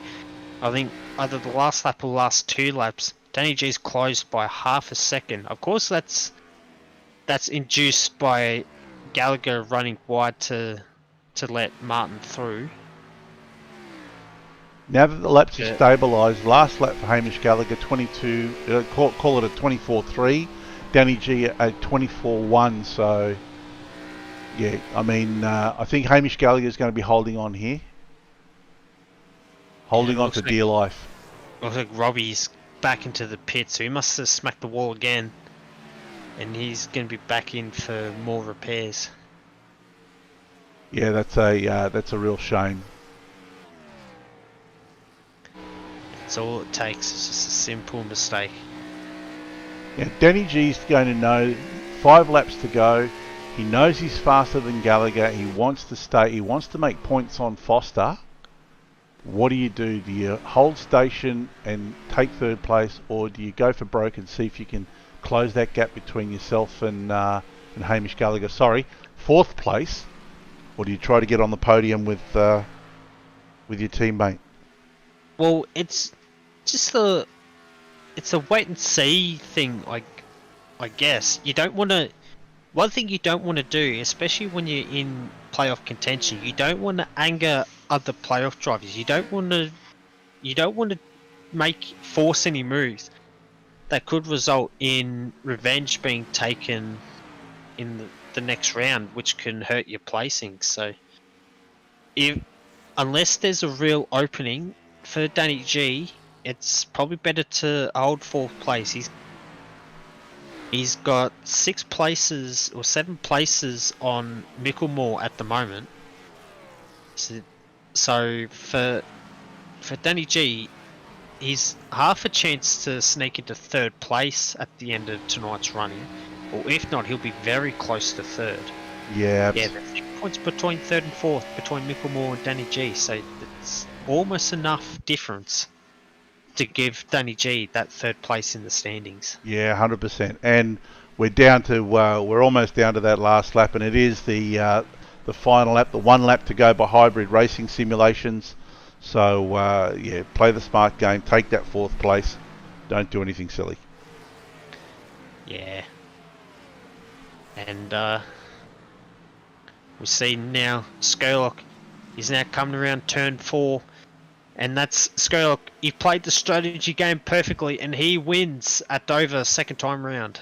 Yeah, absolutely. He called it absolutely perfectly, and well deserved win. Absolutely brilliant.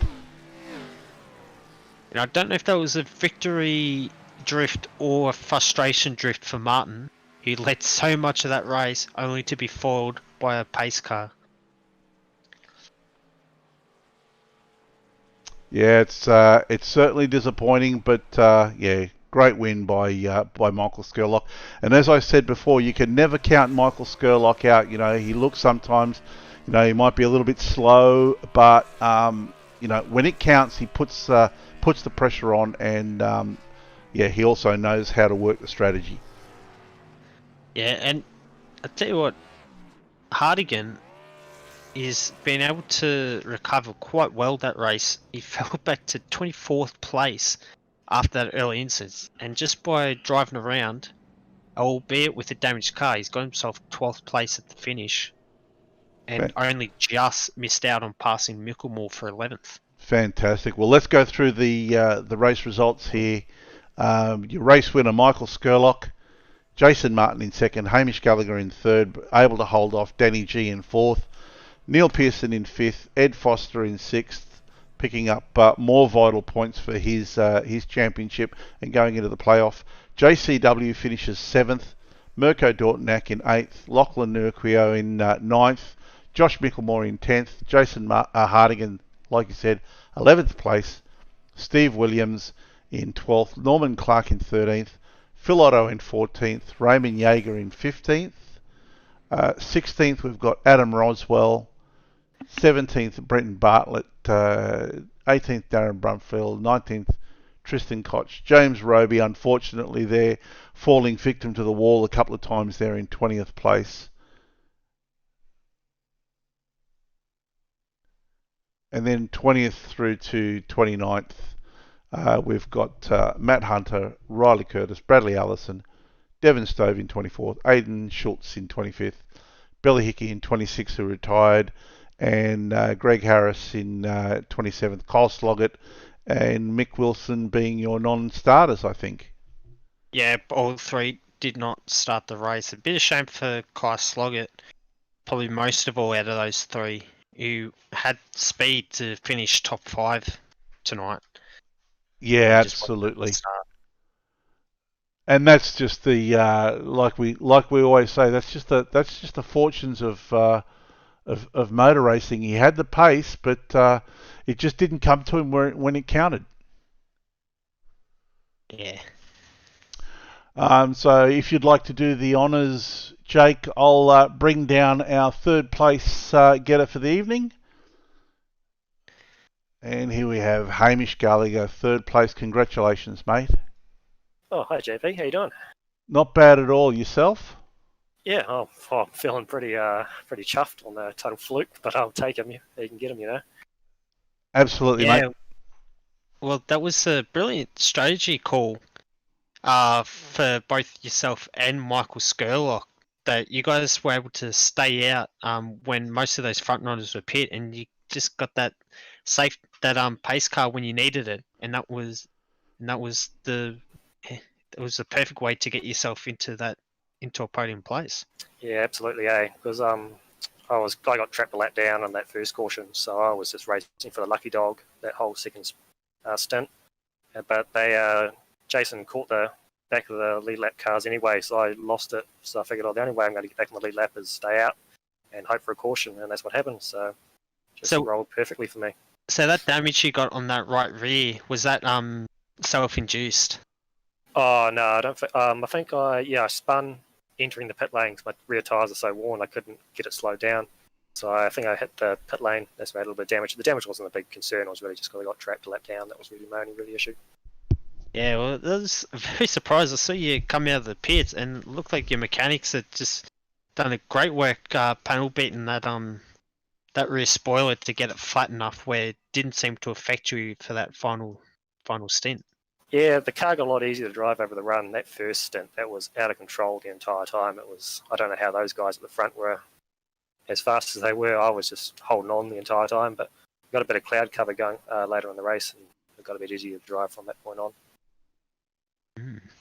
So good, JP. You got any question you want to ask Hamish? No, Hamish, like I said, congratulations, mate. Third place, well-deserved win. We saw you took off there on the restart, and I thought, oh, has he maybe gone a bit too hard, a bit too early? But mate, you managed to hold on for third. Well done. Yeah, I wasn't going to fight Jason at the end. I felt a bit guilty, to be honest. I was going to hold him up. He kind of deserved the win. He was so fast. But yeah, so I'll take third. Fantastic, mate. Any shout-outs you'd like to send before we let you go? Mate, I'll give a shout out to old Carl. I understand his computer's broken, so I hope he gets it up and running again. So he's back here in the combox. Yeah, so he can at least one of us can make sense. Yeah, I'm sure it was a long night for you guys. This oval racing stuff. Yeah, there were no turns the other direction. I had to figure it out quickly, but no, fantastic racing, mate. Well done. Cheers. Thanks, JP. Take care. All right, that was our third place winner, Hamish Gallagher. Let's bring down Jason Martin. Jason, P2 tonight. Congratulations, mate. Cheers, mate. Thanks for that. I know it probably wasn't what you were hoping for. You really had control of the race early on, but Michael Skurlock just managed to make that right call. Oh, yeah, I don't have much luck at the moment, either getting wrecked or just bad times for yellows, and yeah, that yellow came out at the worst possible time for me and all my teammates. Yeah, I was a bit curious there with all three of you guys seemed to pit at the exact same time. Was there any discussions between you guys as to maybe having one of you guys just stay out long to the end of the fuel load and just see if you could maybe fluke maybe or what happened tonight with the pace car coming out? Yeah, we probably should have, but if the pace car didn't come out, you would have been screwed on a long run. So you really had to pit then. Otherwise, if there was no yellow, you're going to go down further than that. So yeah, I think we made the right call, just unlucky. Yeah, it's a bit tough to see. It was tough to see Micklemore's car pace drop away, but when Danny G seemed to start catching you up in that second stint, was there any discussions whether to let Danny G through just to get some bonus points under his belt? If he caught up to me, yeah, I would have let him by, but not for bonus points or anything, just because he seemed pretty good on tyres, and I had a bit of damage from when I smashed the wall one time, so I was down a little bit on speed. So if he caught me, I would have let him by. Yeah, JP, you got any other questions for Jason? No, but yeah, look, I mean, I guess the one thing you can take away from all of this, Jason, is you guys have got the pace at the right time of the series, going into the chase, going into the playoffs. So you can, I guess, take heart that yeah, I'm sure there are good things to come for you guys. Yeah, let's hope so. Hopefully we get a bit more luck with the yellows and that. But yeah, should be good. Looking forward to the chase. I'll talk to the guys for you, mate. Anything will help. Any shout outs you'd like to send out before we let you go? Yeah, got to thank the boys at Mitch Motorsports, ANZCAR for the league, BK Designs for our lovely paints, yeah, JP Simshed for the broadcast. I know quite a few people who like to watch it, so yeah, thanks for that. It's always a pleasure broadcasting these races with the kind of racing that you guys turn on for us. Spread out a bit more than normal, but hopefully it was still entertaining elsewhere in the race for you. Well, it kept me busy looking for battles, but I was able to find them. Yeah, that's good. All right, mate. Well, congratulations once again. Yep, cheers, guys. See ya. All right, that was our P2 winner, Jason Martin. Let me go through the names here and I'll find Michael Skurlock and we'll bring him down. Michael Skurlock, our race winner for Dover, mate. Congratulations. Your strategy call was pretty much on point tonight. Yeah, thanks, JP. Yeah, it was that's what it was, mate. It was a bit of luck and strategy. I'll say strategy just to sound better than what I am, but really it was just luck, mate. held on to those last set of tyres before the last pit stop just for a lot longer, made sure I wasn't pushing them, and it actually, worked. It feels good when you actually do something to plan and it actually pays off, so I'm pretty happy with that. Yeah, absolutely. We were actually commenting about it just before you pitted, saying, "Look, Michael Skurlock right about now will be really hoping for a safety car," and almost on cue, like one of us had hit the button, out it came. Yeah, well, I mean, I caused the first one, which is, I never feel good about that, but I literally, that's the first time since iRacing that I've actually blown a right rear. So like there was nothing on there. Like, I mean, on the sim it probably looks like there was something on there, but I couldn't even turn into the corners and roll. Like I was just on rolling speed, and the thing was just looping on me. So I couldn't get back under speed. So I just had to sit there and wait for the yellow to come out just so I could drive away. Wow. Okay, so it was a blowout. Yeah, I got 0% on the right rear when I went in the pits. Okay, fair enough. Jake, anything you'd like to add, mate? Well, it's just amazing. Yeah, testament to never give up when your race starts going pear shaped. I mean, that spin at the 70 lap mark is you can always just look back in the review and say, oh, that doesn't matter now. Got a race win under my belt.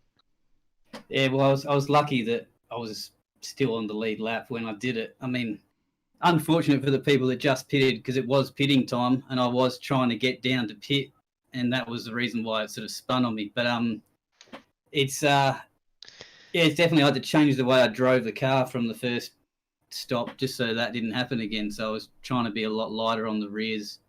It's hard, man. That track is different to all the other ones. Like it's dynamic. You got to constantly change the way you're doing everything. So yeah, and do you fancy your chances at Daytona next week to try and steal that number one position off of Ed Foster? Yeah, well, I don't know. It's a crapshoot. It's not my favourite type of racing. I've won it before, but I get a bit claustrophobic. Like when everyone's stuck together like that, like stag beetles in a row, you get a bit freaked out, man. Like I find it so hard to hold on to the wheel. Some people love it, and I swear they're the sociopaths of the world. But I can't seem to. I just hate it. The whole time I'm out there, I'm hating it. But I'll do it. I'll give it my best shot. Absolutely sure you will, mate. Any shout-outs before we let you go? Yeah, just Pay Syndicate, Blip Clothing, BLIP Clothing. I feel like I have to spell that out because it sounds weird to say Blip for some reason. Worm Paints. It's one of the main iRacing paint dudes, and Racewire, which is the thing posted on the car there. And yeah, just everyone, all the competitors out there. It was a good race, and I'm sorry for bringing out the yellow there, but we did well for, I think there was only 2 cautions that whole race, so that's good around there. And I think the cars were loose tonight, so everyone did well. No, mate, well done, and congratulations once again. Yeah, and thanks for you boys, of course, for doing this for us, giving us something to watch. We'll go kick back now and have a little look. No, always like I say, always a pleasure with the kind of racing that you guys turn on for us. Yeah, thanks, mate. Thanks, guys. All right, take care. Well, there we go, Jake. Another week of the ANZCAR Abruzzi Cup done. Another Wednesday night done. Next week we're on to Daytona for the last round before the playoffs. Yeah, and it's going to be an intriguing battle, that Daytona race. The Daytona 500 early in the year threw up a surprise result, and just wondering if we're going to get another surprise result next week. Yeah, that track always has surprises. You can never really pick it over there, but there are some strong drivers going into Daytona. So yeah, look, it's anyone's guess as to who ends up on the top spot for next week. But I guess while we're here, we should thank our sponsors for the event. These guys make it possible for us to run these events and to broadcast these events. Abruzzi Australia, Virtual Motorsport Mentor, Hybrid Racing Simulations, Track Cams for Gourmets, who always deliver these fantastic camera angles for us. iLiveries with their great paints and great work. And of course, with the Simshed Broadcasting on Monday nights, we're going to have the Club Day Masters, the MX5 races. Of course, Tuesday nights, the Nationwide Tracking Systems V8 Evolution Championship. Next week, we're on to Imola, and then Wednesday nights, we replay the Split 2 race from Tuesday night, and of course, always on the Thursday, the ANZCAR Abruzzi Cup. Anything you'd like to add, Jake? Not much really, except that I'm just pleased to be able to help out with the broadcast again. Hopefully Carl can get a PC going up and going so that he can join the broadcast next week. And yeah, thank you JP for producing these streams. The streams wouldn't be here without you. So you always do a good job picking the right camera angles, and even tonight, the last couple of weeks with the commentary, we're lucky to have you in the broadcast team. Oh, look, thanks very much. But look, at the end of the day, thank you for joining us. Thank you for helping me out and lending your knowledge to oval racing, because if it was up to me and only up to me, I think people wouldn't have a clue what I was talking about. But thanks very much for joining us, Jake. Always a pleasure having you with us. And thank you to everybody who joined us tonight, watched. Hope you enjoyed the racing, and look forward to bringing it all to you again next week.